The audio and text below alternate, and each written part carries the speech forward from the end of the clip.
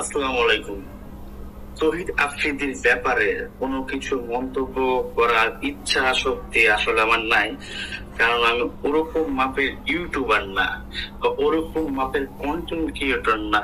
আমি একজন সাধারণ, বা আমার ভিতর থেকে যেটা আসতেছে আমি ওইটাই বলার চেষ্টা করছি বা আপনাদের মাঝে একটা শেয়ার করতেছি, জাস্ট এতটুকুই, আর কোনো কিচ্ছু না।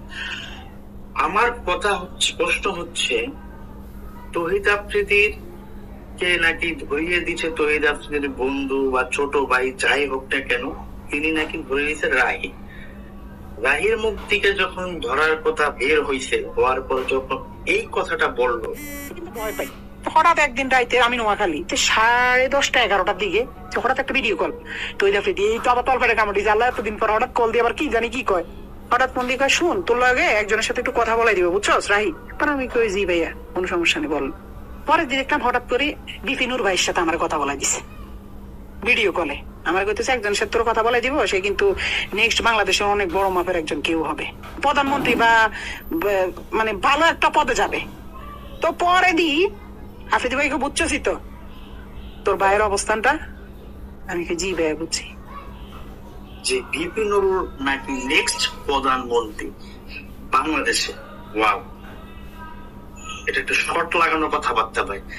নেক্সট প্রধানমন্ত্রী বিপিনুর, আসলে ওর ব্যবসাটা কি জানেন? ওর ব্যবসাটা হচ্ছে তেল ব্যবসা করা। কারণ যখন নদীর স্রোত যেদিকে যায় তখন কিন্তু সে সেদিকে যায়। আমরা একটা ছোট্ট একটা ভিডিও দেখে আসি প্রধানমন্ত্রীর সাথে, যে সাবেক প্রধানমন্ত্রী শেখ হাসিনার সাথে কি বলেছিল, ওইটা একটু শুনে আসি। 2.5 বছর বয়সে আমার মা মারা যায়, আর আমার ছোট ভাই এখানে এসেছে, ওর বয়স ছিল তখন 1 বছর। আমার মায়ের এটা আমি যতটুকু মনে করতে পারি। আর আজকে আমি মাননীয় প্রধানমন্ত্রী এতদিন টিভিতে আমি ওভাবে দেখতে পারিনি, কিন্তু আজকে দেখে আসলে আমার সেই আমার মনে হয়েছে যে তার মধ্যে আমার মায়ের চেহারাটা আমি কিছুটা দেখতে পেয়েছি, এরকম একটা জিনিস।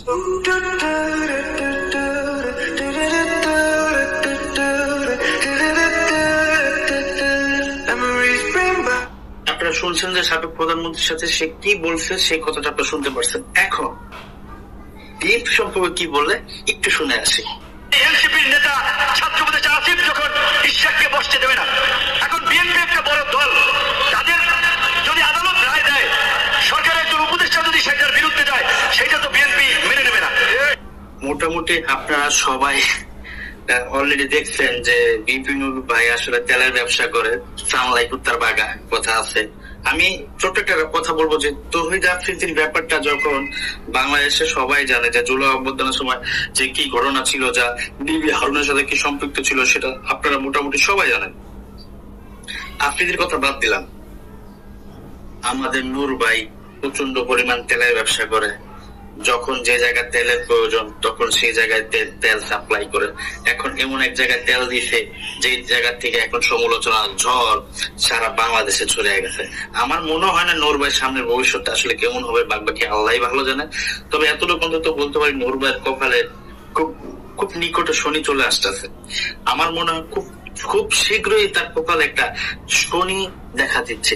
যে কোনো মুহূর্তে এই শনি তার উপরে, ঘাড়ের উপরে পড়বো, বুঝতে পারবেন। নূর ভাই, তেলবাজি সব জায়গায় চলে না, কারণ ওটা চলছিল 17 বছর পর্যন্ত। 17 বছর পর এখন আর তেলবাজির দিন নাই। ওকে, ধন্যবাদ সবাইকে। আসসালামু আলাইকুম।